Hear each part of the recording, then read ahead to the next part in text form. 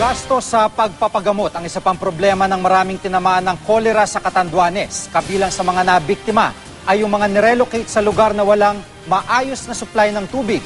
Nakatutok si Salima Refran.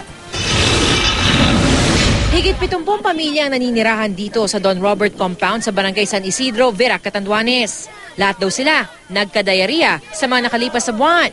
Ang pamilya ni Ricky at Jocelyn sabay-sabay nagkasakit. Nahirapan po ako kasi ako may sakit, yung mga anak ko, yung mga pamangkin may sakit, yung asikaso sa pagkain, asikaso sa mga bata. Ang apektadong residente, nirelocate lang daw dito mula sa isang subdivision.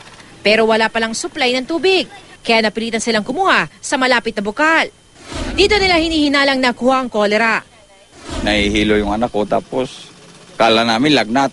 Di pinainom namin ng gamot sa lagnat, tapos gumaling. Tapos nung magaling, sumuka. Nung sumuka, sabi sinabay na yung dumi. Tapos tuloy-tuloy na yun. Problema rin ang ilan ng gastusin sa pagpapa-ospital. Kung may libre ho sa ospital,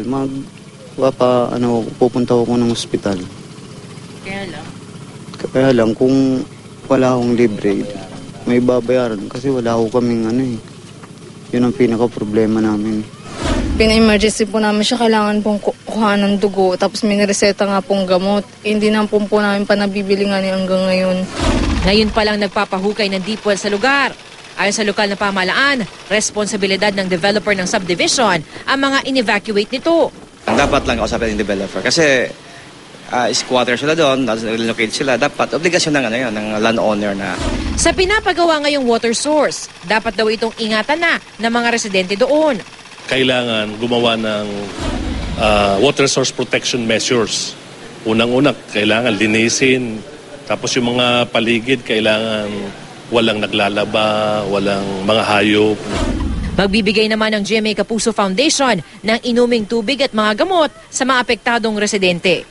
Mula rito sa Catanduanes, Salima Refran, Nakatutok, 24 Oras.